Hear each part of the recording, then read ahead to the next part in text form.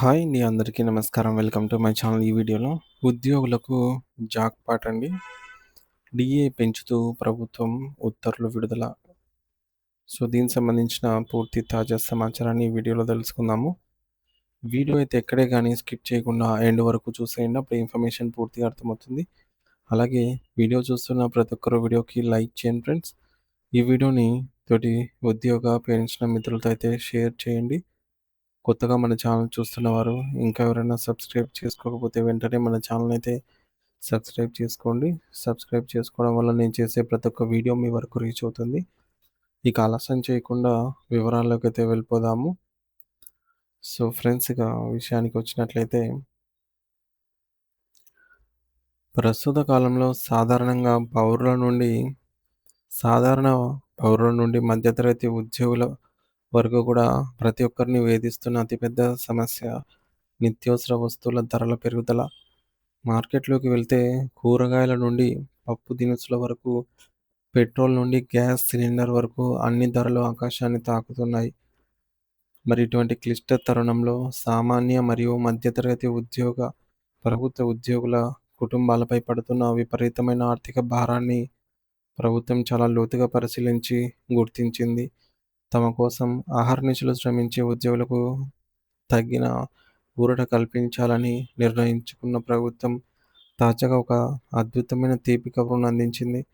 ఈ ప్రకటన విన్న ప్రభుత్వ ఉద్యోగులు దీనిని తమ పాలిట ఒక నిజమైనటువంటి జాక్‌పాట్‌గా భావిస్తున్నారు. ఎందుకంటే పెరిగిన ఖర్చులతో సతమతమవుతున్న వారికి ఇది పెద్ద ఆర్థిక వెసులుబాటును కలిగిస్తుంది.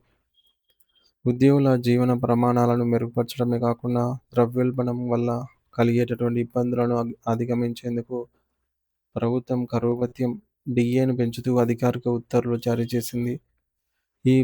ఈ శుభవార్త వెలువడిన వెంటనే రాష్ట్ర వ్యాప్తంగా ఉన్న అన్ని ప్రభుత్వ కార్యాలయాల్లో ఒక్కసారిగా హర్షాతిరేకాలు వ్యక్తమయ్యాయి. ఉద్యోగులంతా ఒకరినొకరు మిఠాయిలు తినిపించుకుంటూ పండుగ వాతావరణాన్ని తలపించేలాగా సంబరాలు చేసుకుంటున్నారు. ముఖ్యంగా కర్ణాటక రాష్ట్ర ప్రభుత్వం తీసుకున్న ఈ చారిత్రాత్మక నిర్ణయం వల్ల ఆ రాష్ట్రంలోని లక్షలాది మంది ప్రభుత్వ ఉద్యోగులకు, నిబద్ధతతో పనిచేసే ఉపాధ్యాయులకు మరియు వారిపై ఆధారపడినటువంటి కుటుంబ సభ్యులకు నేరుగా ఆర్థిక ప్రయోజనం అయితే చేకూరనుంది. నిత్యం మార్కెట్‌లో వస్తువుల ధరలు పెరుగుతున్నప్పుడు ఉద్యోగి పొందే జీతం యొక్క కొనుగోలు శక్తి తగ్గిపోకుండా ఉండటమే ఈ యొక్క డీఏ పెంపు వెనుక ఉన్నటువంటి అసలైన అంతరార్థం. అంటే పెరిగిన ధరలకు అనుగుణంగా ఉద్యోగి ఆర్థిక స్థితిని సమతుల్యం చేయటమే ఈ యొక్క కరువు భత్యం యొక్క ప్రధాన ఉద్దేశ్యం. తాజా ఉత్తర్వుల ప్రకారం కర్ణాటక ప్రభుత్వం తన ఉద్యోగులకు కరువు భత్యాన్ని 1.5% మేర పెంచింది. అంటే ప్రభుత్వం ప్రస్తుతం ఉద్యోగులు పొందుతున్న డీఏ శాతానికి అదనంగా ఈ 1.5% వచ్చి చేరుతుంది. దీనివల్ల రాష్ట్ర ప్రభుత్వ ఉద్యోగులు ఇప్పటి వరకు అందుకుంటున్న 14.25% కరువు భత్యం కాస్త ఇప్పుడు ఏకంగా 15.75%కి పెరిగింది. గతంలో ఉన్న శాతంతో పోలిస్తే ఇది గణనీయమైన పెరుగుదల అని చెప్పవచ్చు. ఈ పెంపు కేవలం కాగితాల మీద లెక్కలకే పరిమితం కాకుండా ప్రతి నెల ఉద్యోగి తన చేతికి అందుకునే జీతంలో స్పష్టమైన మార్పునైతే చూపబోతోంది. అయితే ప్రతి నెల వచ్చే ఆదాయంలో ఈ అదనపు నగదు ఉద్యోగుల కుటుంబ అవసరాలకు, పిల్లల చదువులకు లేదా పొదుపు మొత్తాలకు ఎంతో సహాయకారిగా మారుతుంది. ప్రభుత్వం తీసుకున్న ఈ సానుకూల నిర్ణయంపై అన్ని ఉద్యోగ సంఘాలు ప్రశంసల జల్లు కురిపిస్తున్నాయి. సాధారణంగా రాష్ట్ర ఆర్థిక పరిస్థితిలో ఏదైనా ఒడిదుడుకులున్నా లేదా బడ్జెట్ పరిమితులున్నా ప్రభుత్వాలు ఇటువంటి పెంపుదల విషయంలో వెనకడుగు వేస్తుంటాయి. కానీ ఆర్థిక భారం పడుతుంది అని తెలిసినప్పటికీ ఉద్యోగుల సంక్షేమమే పరమావధిగా భావించి ఈ నిర్ణయం తీసుకోవడం అనేది విశేషం. ఈ 1.5% పెంపు వల్ల ప్రతి ఉద్యోగికి వారి హోదా, గ్రేడ్ మరియు చేస్తున్న సర్వీస్ సీనియారిటీని బట్టి ప్రతి నెల వందల రూపాయల నుండి వేల రూపాయల వరకు అదనపు ఆదాయం అయితే లభిస్తుంది. ఇది వారి నెలవారీ బడ్జెట్‌లో ఒక పెద్ద వెసులుబాటు కలిగిస్తుంది.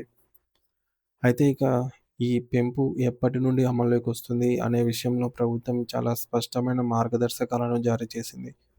2024లో సవరించిన వేతన శ్రేణుల ప్రకారం జీతాలు పొందుతున్న ఉద్యోగులందరికీ ఈ యొక్క పెరిగిన కరువు భత్యం జనవరి 1, 2026 నుండి వర్తిస్తుంది. అంటే ఆ తేదీ నుండి రావాల్సిన బకాయిలతో సహా ఉద్యోగుల వేతనాల్లో ఈ మార్పు ప్రతిబింబిస్తుంది. ఈ పెంపును లెక్కించేటప్పుడు ప్రాథమిక వేతనం బేసిక్ పేను ప్రాతిపదికగా తీసుకుంటారు. ఇక్కడ ప్రాథమిక వేతనం అంటే ఒక ఉద్యోగి తన హోదాకు అనుగుణంగా పొందే అసలు జీతం బేసిక్ పే. మరి దీనికి అదనంగా ఒకవేళ ఉద్యోగిపై ఏదైనా వ్యక్తిగత వేతనం పర్సనల్ పే మంజూరైన లేదా వేతన స్కేల్ గరిష్ట స్థాయికి చేరుకున్న తర్వాత ఇచ్చే అదనపు ఇంక్రిమెంట్స్ ఉన్న వాటిని కూడా కలిపి ఈ 1.5% డిఎన్‌తో లెక్కిస్తామని ప్రభుత్వం స్పష్టత ఇచ్చింది. దీనివల్ల సీనియర్ ఉద్యోగులకు కూడా సమానమైన న్యాయం జరుగుతుంది. కేంద్ర ప్రభుత్వ ఉద్యోగులకు గత ఏప్రిల్ నెలలో డీఏ పెంచిన నేపథ్యంలో రాష్ట్ర ప్రభుత్వం కూడా అదే స్ఫూర్తితో ఈ యొక్క నిర్ణయం తీసుకోవడం గమనార్హం.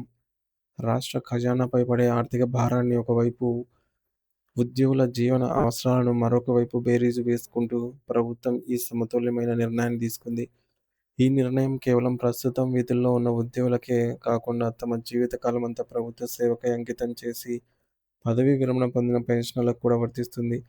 రాష్ట్ర సంచితం నుంచి నిధి నుండి పెన్షన్ పొందుతున్న వృద్ధులకు, వారి కుటుంబ సభ్యులకు, అలాగే ప్రభుత్వం నుండి ఆర్థిక సహాయం పొందుతున్న విద్యా సంస్థల పెన్షనర్లకు వీరందరికీ కూడా ఈ వర్తింపు అనేది ఎంతో సంతోషకరమైన విషయం. వీరికి అందించే డిఎన్ఎస్ రిలీఫ్ డిఆర్ కూడా 14.25% నుండి 15.75%కి పెరిగింది.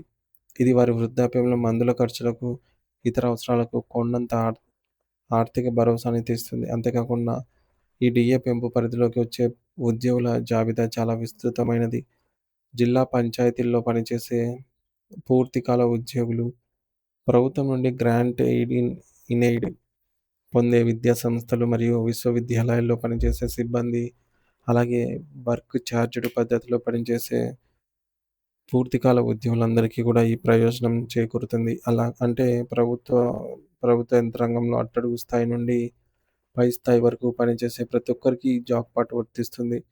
ప్రభుత్వం తీసుకున్న ఈ సానుకూల నిర్ణయం వల్ల రాష్ట్ర వ్యాప్తంగా ఆర్థిక చైతన్యం రావటమే కాకుండా ఉద్యోగుల్లో పని పట్ల ఉత్సాహం, నిబద్ధత మరియు బాధ్యతాయుతమైన పనితీరు పెరుగుతుంది అని అందరూ ఆశిస్తూ ఉన్నారు. ఒకవైపు విపరీతమైన ధరల పెరుగుదలతో సతమతమవుతున్న ఉద్యోగుల కుటుంబాలకు ఈ యొక్క అదనపు ఆదాయం ఒక సంజీవనిలాగా పనిచేస్తుందని ఆర్థిక విశ్లేషకులు అభిప్రాయపడుతూ ఉన్నారు. మరి దీనివల్ల లక్షలాది కుటుంబాల్లో వెలుగులు నిండటమే కాకుండా ప్రభుత్వానికి ఉద్యోగ వర్గాల నుండి పూర్తి స్థాయి మద్దతు అయితే లభిస్తుందని చెప్పవచ్చు.